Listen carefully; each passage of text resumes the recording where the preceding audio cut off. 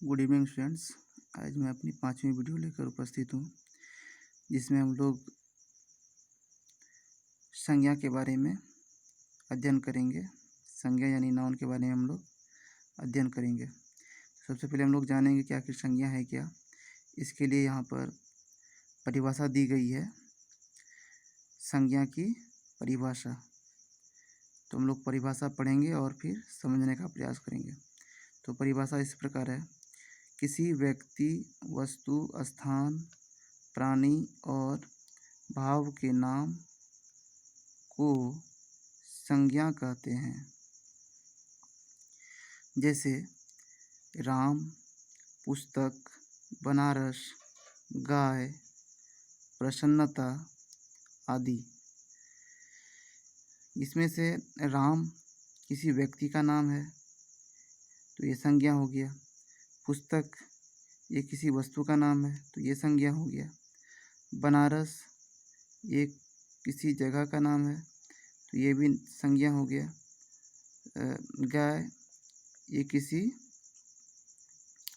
प्राणी का नाम है तो ये भी संज्ञा हो गई।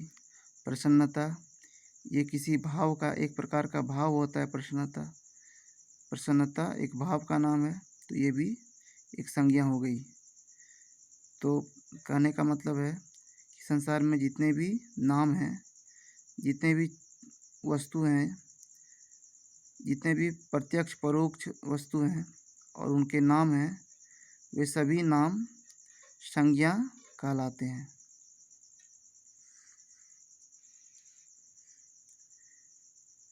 आगे संज्ञा के भेद, काइंड्स ऑफ नाउन।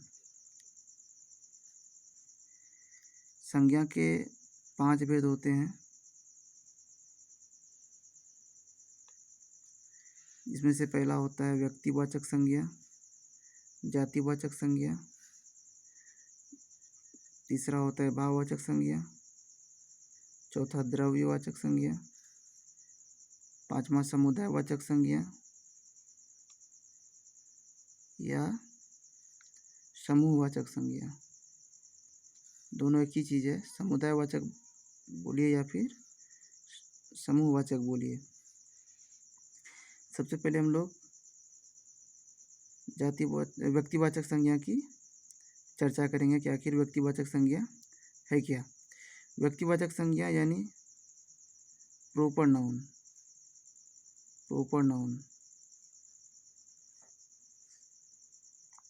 जिस संज्ञा शब्द से किसी विशेष व्यक्ति, वस्तु या स्थान का बोध हो उसे व्यक्तिवाचक संज्ञा कहते हैं। कोई विशेष वस्तु या स्थान का बोध हो, कोई विशेष व्यक्ति का नाम है जो सिर्फ एक है, उसके अलावा दूसरा नाम नहीं है, या फिर बहुत महत्वपूर्ण व्यक्ति का नाम लिया जा रहा है जो बहुत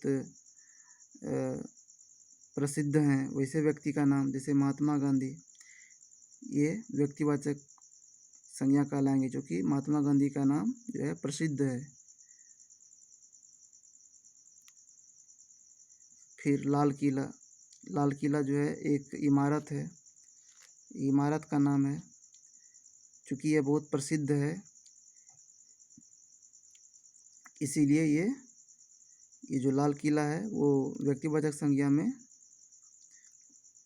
आएगा, चूँकि ये प्रसिद्ध इमारत है। वैसे तो इमारत बहुत सारे होते हैं, हमारे आसपास भी हैं, लेकिन ये लाल किला प्रसिद्ध है, इसीलिए ये व्यक्तिवाचक संज्ञा कहलाएगी। चूँकि हम लोग यहाँ पे पढ़ भी रहे हैं, किसी विशेष व्यक्ति, वस्तु या स्थान, या फिर कोई इमारत ले लीजिए। अब रामचरितमानस ये भी है, ये एक पुस्तक है, तो पुस्तकों में भी खास है। कौन सी पुस्तक है? तो रामचरितमानस है, जिसमें राम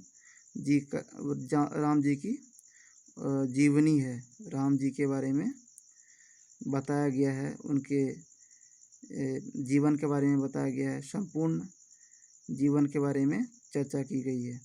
तो रामचरितमानस। फिर आगे आगरा, ये भी जगह का नाम है, चूँकि ये जगह प्रसिद्ध है, एक ही है भारत में, तो ये व्यक्तिवाचक संज्ञा कहलाएगी। कहने का अर्थ है कि वैसी संज्ञा जो प्रसिद्ध हो या फिर एक हो, संख्या में एक हो, उसके जैसा कोई दूसरा ना हो। व्यक्तिवाचक संज्ञा में और मैं यहाँ पे जोड़ देता हूँ, जैसे सूर्य, सूर्य भी जो है वो व्यक्तिवाचक संज्ञा में हम लोग ला सकते हैं, क्योंकि एक है। चंद्रमा भी, चंद्रमा भी, पृथ्वी, पृथ्वी भी, इत्यादि। यानी जो दुनिया में एक है और प्रसिद्ध है, वे सभी व्यक्तिवाचक संज्ञा के अंतर्गत आएंगे। आगे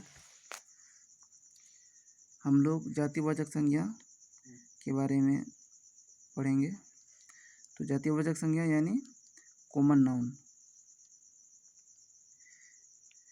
जिस संज्ञा शब्द से किसी प्राणी, स्थान या वस्तु की संपूर्ण जाति या वर्ग का बोध होता है, उसे जातिवाचक संज्ञा कहते हैं। जैसे जानवर, आदमी, देश, पर्वत, डॉक्टर, पुस्तक, फल इत्यादि।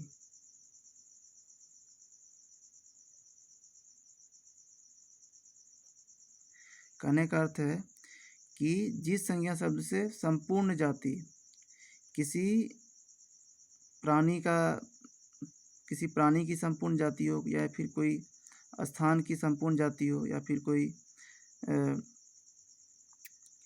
वस्तु की संपूर्ण जाति हो, जब किसी प्राणी या फिर वस्तु या फिर स्थान की संपूर्ण जाति यानी पूरी जाति का बोध हो, तो वहाँ पर जातिवाचक संज्ञा मानी जाती है। जैसे जानवर यानी पशु, तो जानवर जो है, जानवरों में बहुत सारे जानवर आते हैं, जैसे शेर, चीता, हाथी, भालू, तो बहुत सारे जानवर आते हैं। ये जानवर लिखने से, जानवर बोलने से, इसमें वो सभी आ जाएंगे, शेर भी आ जाएंगे, भालू भी आ जाएंगे, चीता भी आ जाएंगे, हाथी भी आ जाएंगे। तो सभी प्रकार के जानवर की गिनती इसमें हो जाएगी। जानवर शब्द कहने से इसमें सभी जानवर आ जाएंगे। तो जानवर की जाति को बोध कर रहा है, पूरी जाति को। इससे जानवर कहने से किसी मनुष्य जाति का बोध नहीं होगा, या फिर कोई स्थान का बोध नहीं होगा। इसमें सिर्फ और सिर्फ जानवर के बारे में बताई जा रही है, संपूर्ण जानवर जाति के बारे में बताई जा रही है। इसीलिए ये जो है जातिवाचक संज्ञा यानी कॉमन नाउन होगी। आगे आदमी, आदमी में भी संपूर्ण आदमी, बूढ़ा, बच्चा, जवान, स्त्री, पुरुष जो भी है, सब आदमी के अंतर्गत आएगा। आदमी कहने से सब कोई उसके अंतर्गत आ जाता है, तो ये भी जातिवाचक संज्ञा है। आगे देश, देश जो है, देश में, देश कहने से सभी देश आ जाएंगे, भारत, पाकिस्तान, चीन, बांग्लादेश और फ्रांस, जर्मन,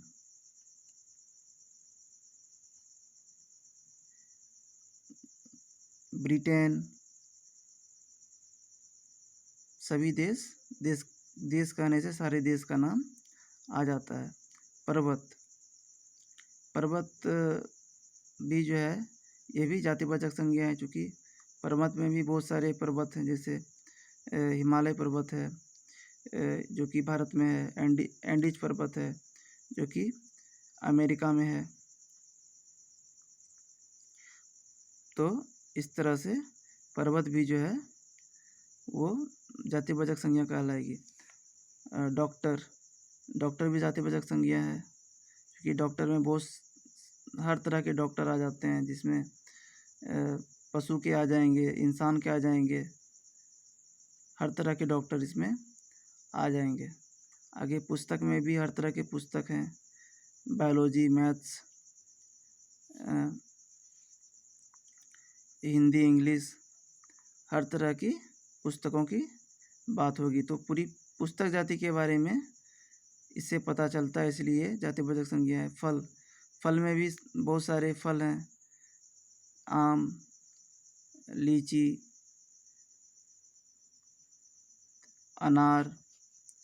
तो जितने भी फल हैं सभी इसमें आ जाते हैं। ये पूरे फल की जाति का बोध करा रहा है। फल कहने से सभी फल आ जा रहे हैं, तो इसीलिए ये जो है जातिवाचक संज्ञा कहलाएंगे। आगे भाववाचक संज्ञा, एब्स्ट्रैक्ट नाउन, जिस संज्ञा शब्द से किसी पदार्थ के गुण, दोष, अवस्था आदि का बोध होता है उसे भाववाचक संज्ञा कहते हैं। जैसे हरियाली, दुश्मनी, दोस्ती, मोटापा, मिठास, खट्टा, भलाई, प्रशंसा, बुढ़ापा आदि। अर्थात ऐसी संज्ञा जिसमें कोई भी वस्तु का गुण, दोष, अवस्था, आकार, प्रकार के बारे में चर्चा होती है, उसे हम लोग भाववाचक संज्ञा कहेंगे। जैसे हरियाली से हमें किसी चीज़ के बारे में, किसी चीज़ का गुण पता चल रहा है, वो कैसा है, तो उसमें हरियाली है। दुश्मनी भी जो है, ये भी एक तरह की जो है वो दोष है। आगे दोस्ती, ये गुण है। आगे मोटापा, ये जो है ये अवस्था है, शरीर की जो अवस्था है, मोटापा हो जाती है। आगे मिठास, खट्टा, भलाई, प्रशंसा, बुढ़ापा आदि। ये सभी जो है मिठास, ये सब जो है ये भाव है, हमारी भावना है, जो मान के चलिए एक तरह का स्वाद है जो हम लोग महसूस करते हैं। भलाई भी जो है ये एक तरह का भाव है जो हम लोग महसूस करते हैं। प्रशंसा भी एक जो भाव है, ये भी हम लोग महसूस करते हैं। बुढ़ापा जो है ये एक जो स्थिति है, अवस्था है, इसलिए ये भी भाववाचक संज्ञा कहलाएगी। यानी ऐसी संज्ञा जिसे हम लोग सिर्फ महसूस कर सकते हैं, उसे हम लोग छू नहीं सकते, ऐसी संज्ञा को भाववाचक संज्ञा कहेंगे। आगे भाववाचक संज्ञा शब्दों की रचना, इसमें हम लोग भाववाचक संज्ञा शब्दों की रचना के बारे में पढ़ेंगे कि आखिर भाववाचक संज्ञा को कैसे बनाया जाता है। हम इसको बना भी सकते हैं। यहाँ पे है, भाववाचक संज्ञा बनाने के लिए दिए गए शब्द में कुछ शब्दांश जोड़ा जाता है। जैसे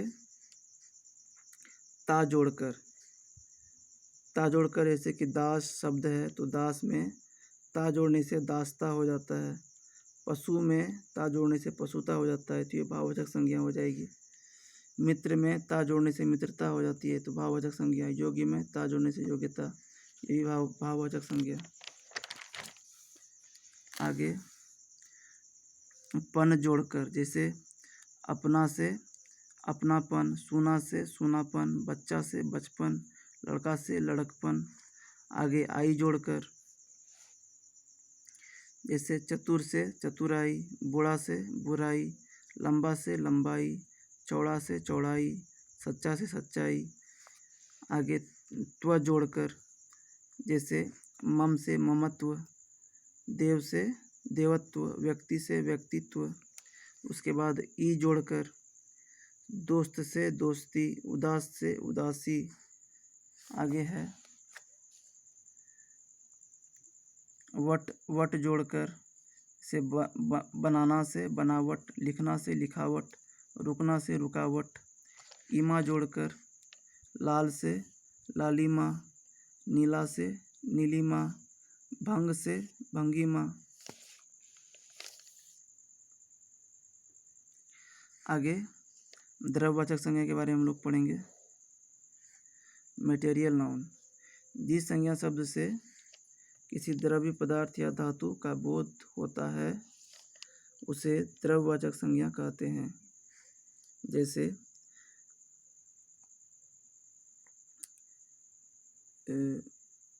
द्रव्य पदार्थ में पानी, तेल, घी, दूध। फिर धातु में चांदी, सोना, लोहा, तांबा। अर्थात ऐसी संज्ञा जिसे मापा तोला जाता हो, ये सारे चीज़ को माप सकते हैं, तौल सकते हैं, तो इसे हम लोग द्रव्यवाचक संज्ञा कहेंगे। जैसे पानी है, इसको भी हम लोग तौल सकते हैं। तेल है, घी है, दूध है, ये सारी चीज़ों को हम लोग तौल सकते हैं। यदि ध्यान से देखें तो चांदी, सोना, लोहा, ये सब को भी हम लोग तौलते हैं, तो ये द्रव्यवाचक संज्ञा कहलाएगी। आगे समुदायवाचक संज्ञा, कलेक्टिव नाउन, जिस संज्ञा शब्द से किसी समूह या समुदाय का बोध होता है उसे समुदायवाचक संज्ञा कहते हैं। जैसे टोली, दल, मंडली, ढेर, भीड़, सेना, सभा, जुलूस आदि। यानी जिसमें समूह का बोध हो उसे समुदायवाचक संज्ञा कहेंगे। आपकी कक्षा जो होती है वो भी समुदायवाचक यानी समूहवाचक संज्ञा कहलाएगी। आगे सेना है, सेना में बहुत सारे जवान रहते हैं, तो वो भी समूह का बोध कराता है, तो वो भी समुदायवाचक संज्ञा है। भीड़ हो गया, सभा, सभा में जो आप लोगों की असेंबली लगती है प्रेयर के समय में, तो वहाँ जो सभा होती है तो वो सभा भी समुदायवाचक संज्ञा कहलाएगी। जुलूस भी समुदायवाचक संज्ञा कहलाएगी। जुलूस का अर्थ होता है बहुत सारे लोगों का बहुत बड़ा जमावड़ा होता है, बहुत बड़ी भीड़ होती है। जब जहाँ पर बहुत सारे लोग इकट्ठा होते हैं तो उसे जुलूस कहा जाता है।